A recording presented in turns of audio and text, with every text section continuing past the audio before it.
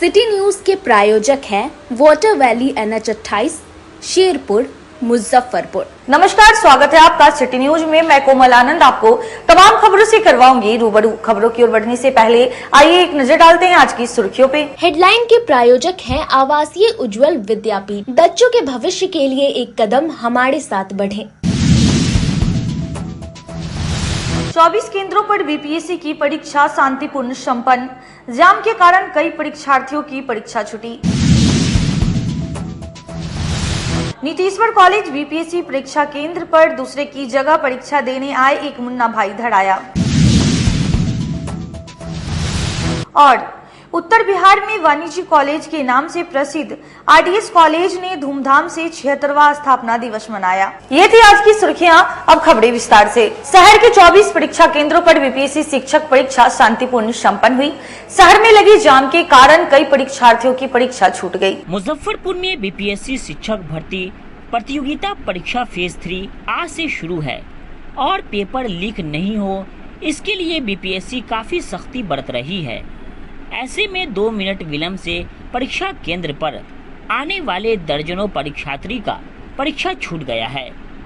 बीबी collegiate में कई परीक्षार्थी तो जाम की वजह से लेट होने का कारण परीक्षा केंद्र का गेट पकड़कर फूट कर रोने लगे।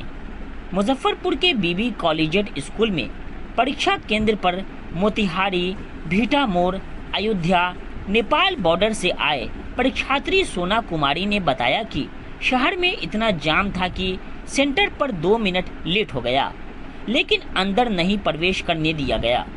वहीं सीतामढ़ी से आई रंजीता कुमारी ने बताया कि प्रशासन की लापरवाही से लेट हुआ है। वहीं कई परीक्षार्थियों का परीक्षा का पेपर लीक होने या रद्द होने का डर सता रहा था। परीक्षार्थियों ने बताया कि पेपर आसान था। प्रश्न में पाकिस्तान के पूर्व प्रधानमंत्री इमरान खान की पार्टी का नाम पूछा गया था। सवाल काफी आसान थे, पर पेपर आउट या परीक्षा रद्द होने का डर सता रहा है। अच्छा गया। कहाँ से आए हैं? सीतामढ़ी जिला से। सीतामढ़ी। किस तरह के क्वेश्चन था? ठीक था। ठीक था। जब पेपर लीक भी होता है बिहार में तो डर सता रहा है क्या? पता नहीं होगा कि क्या होगा। आपको डर नहीं? आने जाने परीक्षा होती है, पेपर लीक में परेशानी तो होती है ना? हाँ, वो परेशानी तो होती है। मधुबनी से। अच्छा, पेपर लीक का भी बिहार में होता है, पेपर लीक का भी डर सता रहा है क्या? सता तो रहा है, लेकिन अभी तक ऐसा कुछ नहीं पता चला है। लेकिन आने जाने में तो परेशानी होती है। बहुत परेशानी होती है जी, बहुत परेशानी होता है। ऐसा नहीं होना चाहिए। किस तरीके का क्वेश्चन था? क्वेश्चन मॉडरेट था। इंग्लिश आया भैया। बिहार में जिस प्रकार क्वेश्चन आउट हो जाता है या एग्जाम कैंसिल हो जाता है, वो तो डर लगता है। नहीं, डर तो नहीं कह सकते, लेकिन आप पिछली बार हम लोग जब स्टेशन पहुंचे थे ना, उससे पहले ही पता चल गया था कि आउट हो चुका है। नहीं, इस बार तो नहीं लग रहा है कि ऐसा कुछ होने वाला है। फिलहाल तो अभी तक तो ठीक है। मेरा नाम राहुल वर्मा है। कोई आपका पेपर कोई टफ था? नहीं, ठीक तो नहीं। क्वेश्चन पेपर मॉडरेट एवरेज था, अच्छा था, कैसा गया? हाँ, मतलब मॉडरेट ठीक था। क्वेश्चन ठीक ही गया है लगभग। कोई थोड़ा हर हाँ कोई सब्जेक्ट पेपर टफ था? टफ में आपको सब्जेक्ट तो ठीक ही था, थोड़ा करेंट और थोड़ा पेपर लीक ना होती, यही हम लोग का। हम लोग तो है छपरा जिला का, लेकिन आया है असम नागालैंड से आया है। नागालैंड से। क्या नाम? मेरा बिहार में तो परीक्षा में पेपर लीक हो जाता है। हाँ, फिर भी हम लोग का बिहार का आदमी लोग का नागालैंड में दे भी नहीं सकता है। वो नागालैंड का पेपर नागालैंड में होगा आज। तो हम लोग का कोई मेरा ना कुछ ऐसा नहीं है। जैसे हम लोग आया ठीक ठाक से ही आया है। एग्जाम में पेपर लीक का डर सता रहा है? कोई डर था। हाँ, नाम क्या हुआ? जैसे कहने का पहले बार जो पेपर लीक हुआ था ना, तभी जैसे कि जो कुछ बात हुआ है, जैसे आप लोग मीडिया वाला लोग भी आ गया, तो कोई बात इसका लेके कोई परेशानी ना हो के बच्चों लोग का। क्या नाम हुआ? नीतीश्वर महाविद्यालय बीपीएससी परीक्षा केंद्र पर दूसरे परीक्षार्थी की परीक्षा देने पहुंचे एक मुन्ना भाई को पुलिस ने गिरफ्तार कर लिया। मुजफ्फरपुर जिले में शुक्रवार को बीपीएससी शिक्षक भर्ती परीक्षा में एक मुन्ना भाई धराया है। दूसरे छात्र की जगह पर फर्जी अभ्यर्थी बनकर परीक्षा दे रहा था। एग्जाम शुरू होने के मात्र 30 मिनट बाद पटना के अधिकारियों द्वारा मुजफ्फरपुर के नीतीश्वर सिंह महाविद्यालय परीक्षा केंद्र को संकेत दिया गया कि आपके परीक्षा केंद्र पर एक परीक्षार्थी की बायोमेट्रिक उपस्थिति जांच मैच नहीं हो रही है। इसके बाद केंद्र पर अफरा तफरी मच गई और परीक्षा केंद्र पर पहुंचे सभी परीक्षार्थियों की जांच शुरू कर दी गई। जांच में ये पता चला कि रंजन कुमार नाम के छात्र की जगह पर प्रभात कुमार नाम का लड़का परीक्षा दे रहा है। एसडीओ पूर्वी अमित कुमार ने बताया कि हाजीपुर के एक परीक्षार्थी रंजन कुमार की जगह पर प्रभात कुमार नाम का फर्जी परीक्षार्थी नितेश्वर सिंह महाविद्यालय परीक्षा केंद्र पर परीक्षा दे रहा था। बायोमेट्रिक मैच नहीं होने पर जब उससे पूछताछ की गई तो उसने स्वीकार किया कि वो प्रभात की जगह पर परीक्षा दे रहा है। फिलहाल उसे मिठनपुरा थाना पुलिस गिरफ्तार कर पूछताछ कर रही है। बीपीएससी शिक्षक परीक्षा में परीक्षा गया था, पूरा मामला क्या? हाँ, नीतीश्वर कॉलेज में एक परीक्षार्थी किसी और के बदले में परीक्षा दे रहा था। रंजन कुमार के जगह पे प्रभात कुमार नाम का लड़का परीक्षा दे रहा था, जिसकी पहचान होने पे उसे गिरफ्तार किया गया और उसके अगेंस्ट प्राथमिकी दर्ज की गई। कहाँ का रहने वाला है? ये हाजीपुर का है। हाजीपुर का कैंडिडेट के बदले भी ये भी हाजीपुर का ही है। आगे इसमें क्या करना है? आगे नियम अनुसार कार्रवाई होगी। तत्काल प्राथमिकी दर्ज कर ली गई है और हिरासत में ले लिया गया है उसे, और आगे जो भी कानूनी प्रक्रिया चलेगी। पकड़ा गया था बायोमेट्रिक जांच के दौरान एडमिट कार्ड में फोटो नहीं मैच किया। हाँ, जैसे बायोमेट्रिक का रिपोर्ट डिपार्टमेंट से भी आता है, वहाँ से कि ये मिसमैच हुआ तो वहाँ से सूचना आती है, उसके आधार पर भी शिनाख्त की जाती है। तो वैसे पता चलता है कि हाँ किसी और की जगह पे कोई और बैठा हुआ है। सरैया थाना क्षेत्र के खैरा गांव स्थित एक घर में 16 सांपों का बच्चा एक साथ निकला। वन विभाग की टीम ने सभी सांपों को पकड़ लिया। आपके घर में अगर एक सांप ही निकल आए तो वहीं डराने के लिए काफी है। ऐसे में अगर किसी के घर में 32 सांप एक साथ निकले तो सोचिए उस घर में रहने वालों की हालत क्या होगी। वो भी इंडियन कोबरा प्रजाति के बेहद जहरीले सांप हो तो लोगों का डरना स्वाभाविक है। ऐसा ही एक मामला मुजफ्फरपुर जिले के सरैया प्रखंड के खैरा गांव से सामने आया है। यहाँ एक घर में इंडियन कोबरा के 16 बच्चे और 32 सांप के अंडे को देख वन विभाग की रेस्क्यू टीम भी हैरान हो गई। सरैया प्रखंड के खैरा गांव के निवासी संजीत महतो अपने घर में बीते 2 दिनों से सांपों को देख रहे थे। संजीत को लगा कि बिल में बारिश का पानी जाने के कारण सांप के बच्चे घर में आ रहे हैं। लगभग 1 दर्जन सांप के बच्चों को उन्होंने पकड़कर खेतों में छोड़ दिया। तब भी उन्हें पता नहीं था कि उनके घर में सांपों ने बसेरा बना लिया है और दर्जनों की संख्या में सांप उनके घर में रह रहे हैं। लगातार सांपों के निकलने के बाद उन्होंने इसकी जानकारी स्थानीय लोगों को दी। स्थानीय ग्रामीण जब उनके घर पहुंचे तो यह देखकर हैरान हो गए कि 1-2 नहीं 1 दर्जन सांप घर में घूम रहे हैं। इसके बाद इस मामले की जानकारी आपदा प्रबंधन विभाग और वन विभाग को दी गई। डॉक्टर राजीव रंजन के नेतृत्व में पहुंची वन विभाग की रेस्क्यू टीम ने 3 घंटे से अधिक की मशक्कत के बाद 16 सांपों को 3 कमरों से रेस्क्यू किया। इस दौरान घर में सांप के 32 अंडे भी मिले जो जल्द ही बाहर आने वाले थे। रेस्क्यू के बाद परिवार वालों ने राहत की सांस ली और वन विभाग का आभार व्यक्त किया। वन विभाग के डॉक्टर राजीव रंजन ने बताया कि सूचना मिली थी कि खैरा गांव में एक ग्रामीण के घर को सांपों ने ठिकाना बनाया हुआ है, जिसके बाद रेस्क्यू टीम मौके पर पहुंची और घर की जांच पड़ताल की तो देखा कि चूहे के कई बिल बने हुए हैं। इंडियन कोबरा कभी भी बिल नहीं बनाता है, वह चूहे के बिल में ही अंडे देता है। जब इन बिलों को खोदा गया तो इनमें से 16 सांप के बच्चे मिले हैं और इस दौरान 32 अंडे भी मिले हैं, जिसको बरामद कर लिया गया है। सभी सांप इंडियन कोबरा प्रजाति के हैं और घर में ठिकाना बनाया हुआ था। सभी को रेस्क्यू कर वन विभाग द्वारा जंगल में छोड़ दिया जाएगा। जिस नाग और नागिन के यह अंडे और बच्चे हैं उन्हें पकड़ा नहीं जा सका है। टीम को और मेरे घर से सांप पकड़े गए टोटल और हम लोग संतुष्ट है इससे। कितना सांप पकड़ा गया? 16 पकड़ा गया है और 16 हम लोगों ने धीरे धीरे पकड़ के फेंक दिए हैं बाहर कहीं अलग जंगल में। एडीएम सर आपदा प्रबंधन मुजफ्फरपुर के द्वारा मुझे सूचना मिली कि खैरा गांव में एक घर में ढेर सारा सांप का जखीरा निकल रहा है। तो इसकी सूचना पाते ही हमने ये सूचना हमारे वन प्रमंडल पदाधिकारी मुजफ्फरपुर को दी। उनके द्वारा निर्देश पाते ही तुरंत हम लोग उक्त स्थल पर तेजी से आए। लगभग आधा घंटा से 35 मिनट के बीच में हम लोग स्थल पर पहुंच गए और इस घर को जब हमने छानबीन किया तो 32 अंडे जो फूट चुके थे, मैच्योर हो चुके थे, उसके बच्चे आप देख रहे हैं कि इस डब्बे में 16 है, जिसको हम लोग सांप का बच्चा स्नैकलेट्स कहते हैं। ये इंडियन कोबरा है और इस घर के 3 रूम को हम लोगों ने पूरे बारी बारी से गड्ढा खून के इसके जो होल होते हैं, जो जिसको बिल कहते हैं, ये अपना बिल नहीं बनाता, ये चूहे के बिल में रहते हैं और उसमें से अंडे के अवशेष भी प्राप्त हुए, जो कि वहाँ पर है। अंडा थोड़ा सा दिखा दीजिए, अंडा उठा के लिया हुआ है, अंडा है।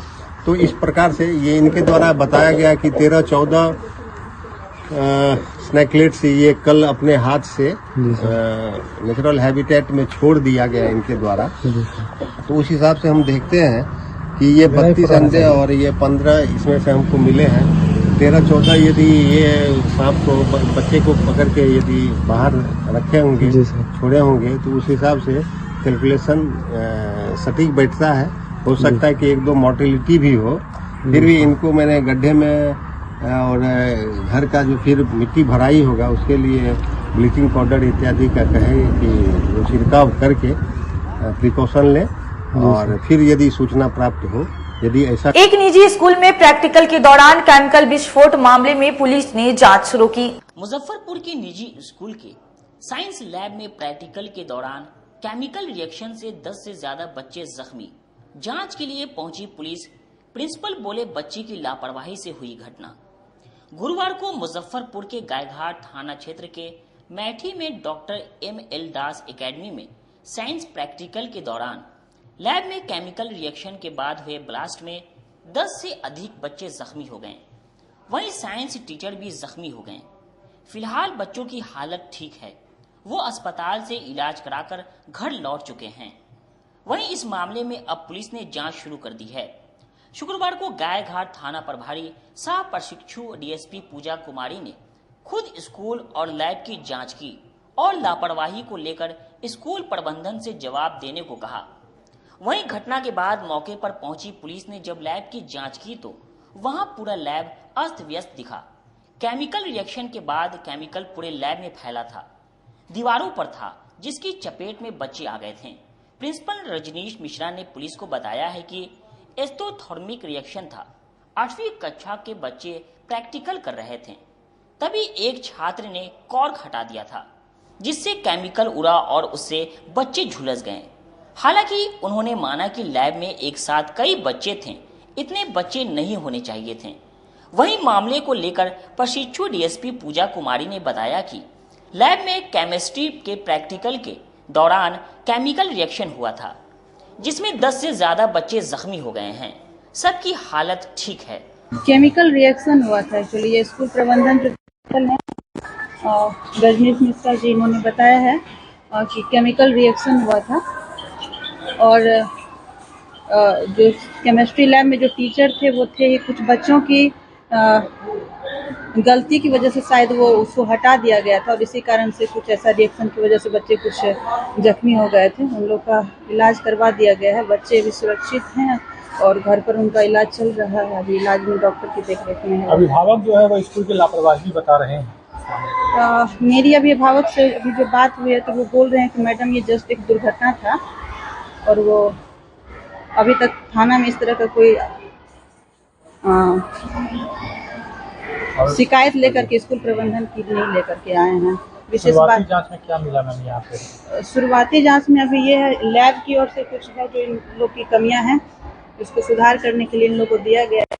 3 दिनों से ट्रेनों पर पथराव करने वाले उपद्रवियों पर कार्रवाई करते हुए रेल पुलिस ने 4 लोगों को गिरफ्तार किया। पिछले 2 दिनों से राजधानी एक्सप्रेस और अवध आसाम एक्सप्रेस पर किए जा रहे पथराव को लेकर हरकत में आए राजकीय रेल थाना की पुलिस ने 4 उपद्रवी तत्वों को गिरफ्तार किया है। Rail SP doctor Gaurav Mangla ने बताया इन लोगों की संलिप्तता ट्रेनों पर पथराव में है। वहीं गिरफ्तार चारों लोगों ने आम तोड़ने के दौरान चलाए गए पत्थर ट्रेन पर जा लगने की बात कही है। इन लोगों का उद्देश्य ट्रेनों पर पथराव का नहीं था। आपको बता दें कि पिछले 3 दिनों में 2 बार शरारती तत्वों ने राजधानी एक्सप्रेस पर रोड़ेबाजी की थी। घटना बुधवार की रात मुजफ्फरपुर हाजीपुर रेलखंड के तुर्की और कुढ़नी स्टेशन के बीच घटी थी। रोड़ेबाजी में डिब्रूगढ़ से नई दिल्ली जा रही 20503 राजधानी एक्सप्रेस की कोच नंबर A3 की खिड़की का शीशा क्षतिग्रस्त हो गया था। इस दौरान इस कोच के बर्थ नंबर 3 पर यात्रा कर रहे अजय कुमार शर्मा और अन्य यात्रियों ने सीट के नीचे छिपकर खुद को सुरक्षित किया था। हाँ बताइए। वो राजधानी एक्सप्रेस और अवध असम एक्सप्रेस के साथ जो पथराव हुआ था उस मामले में गिरफ्तारी हुई होगा। परसों की घटना है, उस मामले में 4 गिरफ्तारी हुई है। हम एक प्रेस ब्रीफ भी डाल, ठीक है। तो कारण क्या बताया गया सर पथराव का? कारण शरारती तत्व है। ठीक है, धन्यवाद।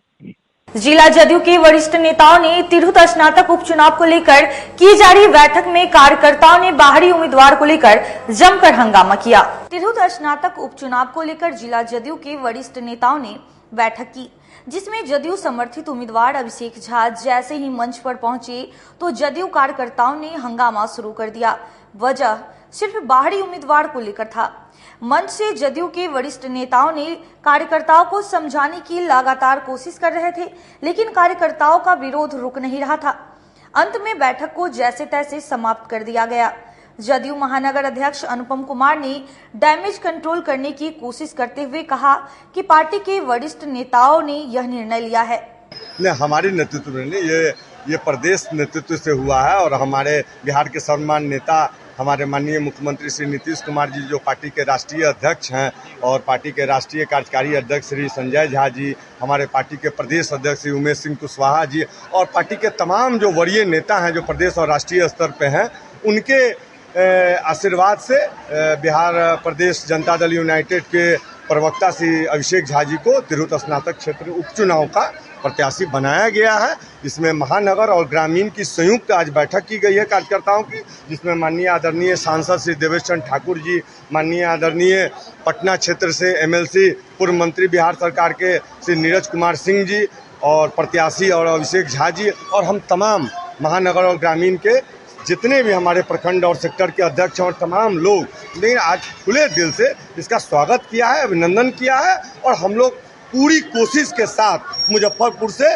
भारी मतों से लीड कराने का काम करेंगे। देवेश चंद्र ठाकुर एक पुराना चेहरा हुआ करते थे, अभिषेक झा जो इस बार पहली बार चुनाव लड़ेंगे तिरहुत स्नातक क्षेत्र से, कितने बड़ा चैलेंज देखते हैं? नहीं, चैलेंज कहाँ है, सर का देवेश सर का पूरा आशीर्वाद रहा है। आप तो पूरे कवरेज को देखे हैं, देवेश सर ने पूरा अपना आशीर्वाद दिया है। उन्होंने अपने पूरे विजन को बताया है कि 22 साल के दौरान उन्होंने कैसे किस रूपों में चुनाव लड़ने आए थे और किस तरीके से उन्होंने काम किया है। तो इसलिए अभिषेक झा जी एक बहुत ही मतलब कि अनुशासित और बहुत ही शिक्षित लोग हैं और तिरहुत के लिए एक बहुत अच्छा एक मौका है कि अभिषेक झा जी जैसे युवाओं को मौका मिला है।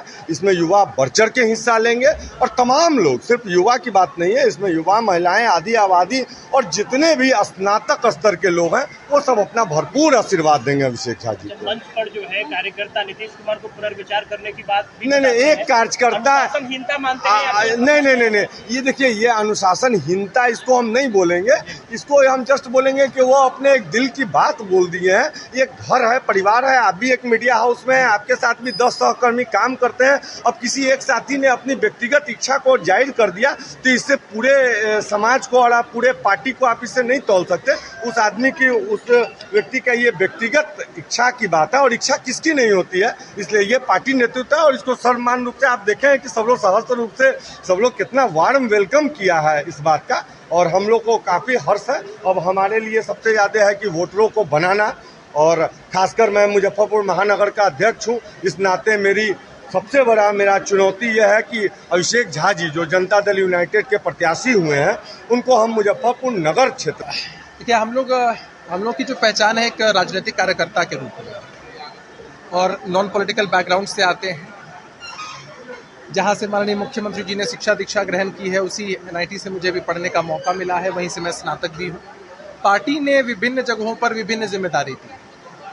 वर्तमान में प्रदेश प्रवक्ता की जवाबदेही दी, मजबूती से उसका निर्वहन, पूरी निष्ठा से उसका निर्वहन करने की कोशिश रहती है।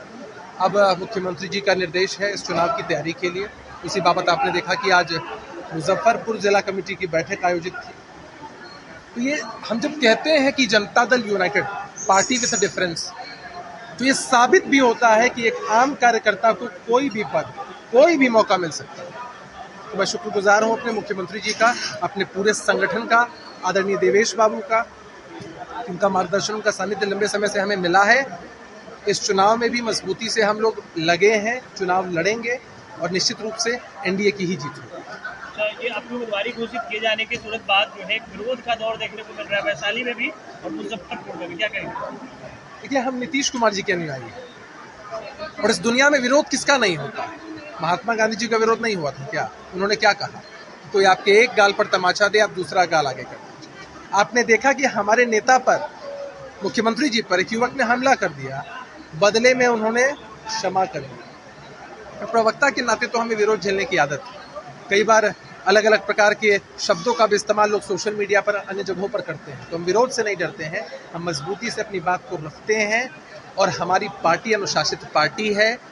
हमारे राष्ट्रीय अध्यक्ष आदरणीय मुख्यमंत्री जी जो भी फैसला करते हैं, पूरी पार्टी मजबूती से खड़ी है। विरोध के लिए क्या प्राथमिकताएं रहेंगी आपकी? देखिए, ये आम चुनाव नहीं है, ये स्नातकों का चुनाव है और हमारी सबसे बड़ी प्राथमिकता यही होती है कि कैसे अधिक से। अब वक्त हो चला है एक छोटे से ब्रेक का, जल्दी लौटेंगे, कहीं मत जाइए, देखते रहिए सिटी न्यूज मुजफ्फरपुर। उत्तर बिहार का पहला नीलकमल एक्सक्लूसिव शोरूम खुल गया है आपके अपने शहर में। नीलकमल इंडिया की फेवरेट फर्नीचर ब्रांड है। इस कंपनी के सभी रेंज एक ही छत के नीचे आपको मिलेंगी। होम फर्नीचर, ऑफिस फर्नीचर की सभी रेंज यहाँ उपलब्ध है। कंपनी का एक्सक्लूसिव शोरूम होने के कारण 40% तक की विशेष छूट मिल रही है। इसके अलावे 0% इंटरेस्ट के साथ बैंक से फाइनेंसिंग की भी सुविधा उपलब्ध है। तो देर मत कीजिए, एक बार हमारे यहाँ अवश्य पधारे। हमारा पता है Mithanpura, Narayanpur road, opposite Vaishali management college और हमारा मोबाइल नंबर है 9334900888 और हमारा दूसरा नंबर है 7004320580। के समय और इस लगन के अवसर पे मैं मनीष कुमार यूए एसोसिएट का प्रोप्राइटर, हमारा नीलकमल का फर्नीचर का शोरूम है एक्सक्लूसिव, जो मिठनपुरा चौक पे स्थगित है। हमारे यहाँ कुचीना का चिमनी और जो गैस चूल्हा है उसकी एक विस्तृत रेंज है मॉडलर में। भारी डिस्काउंट है हमारे यहाँ सोफा पर, डाइनिंग टेबल पे। सभी लोगों से मेरा यही निवेदन है, जो 2-3 सालों से आप लोगों का हमें प्यार मिलता आ रहा है। हमारे यहाँ फिनांस की भी एक अच्छी व्यवस्था है और इस त्योहारों के अवसर पे हम चाहेंगे कि एक बार हमारे यहाँ पधारे और हमारे ऑफर्स का लाभ ले और हर खरीदारी पे हम लोग एक सुनिश्चित उपहार भी दे रहे हैं।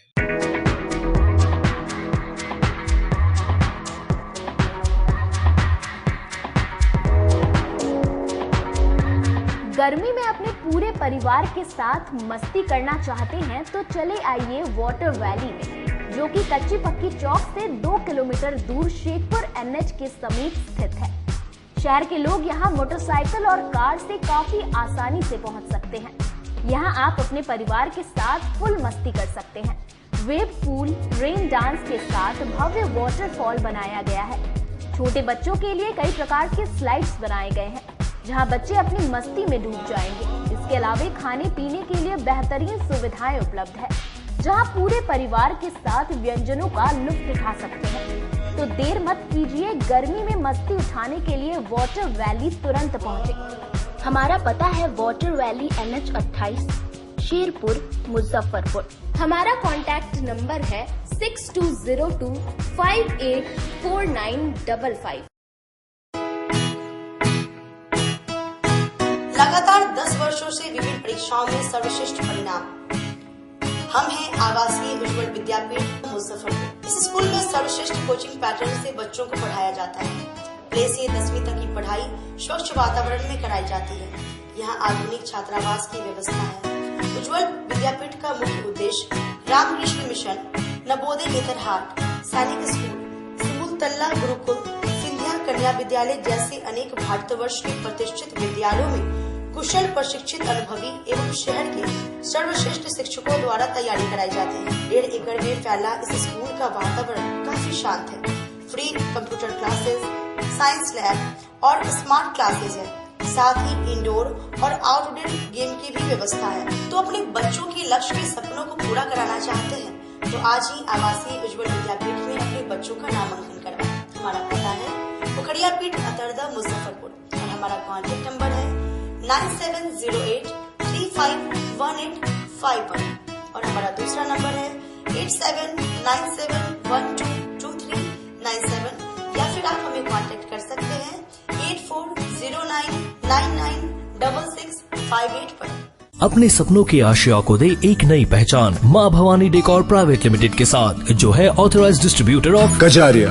देश की मिट्टी से बनी टाइल से देश को बनाते हैं। और जहां मिलती है सभी प्रकार के Indian and imported granite, marble, sanitary एवं कोटा स्टोन का अनोखा एवं आकर्षक संग्रह। माँ भवानी डेकोर प्राइवेट लिमिटेड मतलब a complete floor solutions. New 0 mile Dadar road, Muzaffarpur. Call 9934753111। Break के बाद फिर से आप तमाम दर्शकों का स्वागत है। आइए बढ़ते हैं अगली खबरों की ओर। उत्तर बिहार में वाणिज्य कॉलेज के नाम से प्रसिद्ध RDS कॉलेज ने अपने 76वें स्थापना दिवस धूमधाम से मनाई। मुजफ्फरपुर के प्रसिद्ध रामदयालु सिंह कॉलेज के 76वें स्थापना दिवस पर शुक्रवार को स्थापना दिवस समारोह का आयोजन किया गया। मौके पर प्राचार्य समेत सभी शिक्षकों और कर्मचारियों ने कॉलेज परिसर स्थित रामदयालु सिंह की प्रतिमा पर माल्यार्पण किया। बिहार विश्वविद्यालय के कुलपति डॉक्टर प्रोफेसर दिनेश चंद्र राय और प्राचार्य डॉक्टर अमिता शर्मा ने कहा कि रामदयालु बाबू ईमानदारी और त्याग के प्रतीक थे। उनकी कर्तव्य निष्ठा, सहजता और शिक्षा के क्षेत्र में योगदान को कभी भूला नहीं जा सकता। रामदयालु बाबू बिहार विधानसभा के प्रथम अध्यक्ष और स्वतंत्रता सेनानी थे। उनका मानना था कि शिक्षा के बगैर समाज का विकास संभव नहीं है। उनकी उम्मीदों को पूरा करने के लिए ही 1948 में RDS कॉलेज की स्थापना की गई थी। उन्होंने अपने मित्र महंत दर्शन दास को उच्च शिक्षण संस्था खोलने के लिए प्रेरित किया था। इस महाविद्यालय का उद्घाटन 19 जुलाई 1948 को हुआ था। उद्घाटन के समय पटना विश्वविद्यालय के तत्कालीन कुलपति सर CPN सिन्हा, बिहार के मुख्यमंत्री बाबू श्री कृष्ण सिंह और उनके मंत्रिमंडल के 9 सदस्यों में से 8 उपस्थित हुए थे। ये 76वां ये उत्सव है, वार्षिक उत्सव की तरह रामदयालु स्थापना दिवस है और सब लोग खुश हैं। 48 में इस कॉलेज की स्थापना हुई थी और रामदयालु जी के नाम पर हुई है और ये शहर के प्रतिष्ठित महाविद्यालयों में से एक माना जाता है और सभी छात्र प्रसन्न हैं और बहुत अच्छा आयोजन हुआ है। प्रोफेसर अनीता सिंह जो प्राचार्य हैं बहुत मेहनत करती हैं और बहुत ही निष्ठा से, कर्मठता से लगी रहती हैं और हम लोग उनको बहुत साधुवाद देते हैं और आगे ऐसा ही 19 जुलाई को स्थापना दिवस रामदयालु सिंह महाविद्यालय में वर्षों से मनाया जाता है, लेकिन इस वर्ष की स्थापना दिवस जो है वह अद्भुत है। यह महाविद्यालय में प्राचार्य की अद्भुत सूक्ष्म प्रदर्शन और उनके व्यक्तित्व और उनकी ईमानदार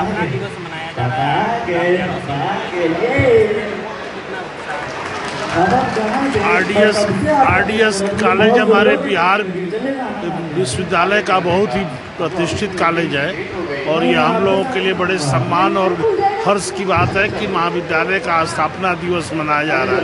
महाविद्यालय लगभग 60 साल अपना पूरा कर रहा है और महाविद्यालय उज्जैन की तर्ज पर मुजफ्फरपुर में भी निकाली जाएगी महाकाल की झांकी, जिसे लेकर महाकाल सेवा दल के सदस्यों ने की बैठक। आज सरियागंज जलान औषधालय में महाकाल सेवा दल द्वारा एक बैठक रखी गई, जिसमें महाकाल सेवा दल के अध्यक्ष आकाश चौधरी ने बताया कि आगामी 21 जुलाई रविवार सावन की पहली सोमवार के एक दिन पूर्व महाकाल सेवा दल के द्वारा महाकाल शाही पालकी एवं झांकी शोभा यात्रा श्री घाट से दोपहर 3 बजे से निकाली जाएगी।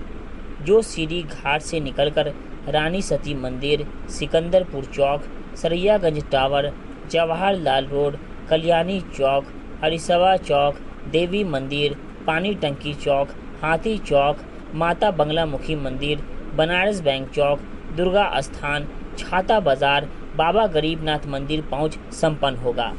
पत्रकारों को संबोधित करते हुए अध्यक्ष ने बताया कि झांकी में श्री गणेश जी, काल भैरव स्वरूप, श्री हनुमान जी एवं अन्य देवी देवताओं के झांकी के साथ शाही पालकी में सवार महाकाल का चंद्रमौलेश्वर स्वरूप में विराजमान होकर नगर भ्रमण को शहर में निकलेंगे, जिसमें संत महात्मा पंडित, मंदिरों के पुजारी, बनारस के तांत्रिक, अघोरी शहर के गणमान्य समाज सेवी एवं हजारों हजार शिव भक्त सम्मिलित होंगे और सभी शहरवासी बाबा महाकाल की दर्शन, पूजन, स्वागत इत्यादि करेंगे। 21 जुलाई को महाकाल सेवा दल के द्वारा बाबा महाकाल की शाही पालकी शोभा यात्रा निकाली जा रही है। उसी को लेकर के आज बैठक रखी गई थी, जो कि बाबा गरीबनाथ जी की नगरी में ये तीसरा वर्ष होगा बाबा महाकाल की शाही पालकी शोभा यात्रा की, जिसकी शुरुआत हम लोग सिकंदरपुर बूढ़ी गंडक नदी के तट से हम लोग बाबा महाकाल को कंधा पे उठा करके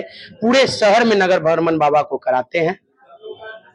क्या क्या मुख्य आकर्षण देखने को इस बार मुख्य आकर्षण का केंद्र रहेगा, ये क्या कहते हैं, बनारस से अघोरी बाबा आ रहे हैं, जो कि यहाँ अलग अलग तरह का कर्तव्य भी दिखाएंगे। उसके बाद आपको माँ दुर्गा शेर पे सवार रहेंगी, बाबा नंदी पे सवार रहेंगे, काल भैरव के रूप में बाबा दिखेंगे, गणेश भगवान उज्जैन वाले बाबा के रूप में दिखेंगे।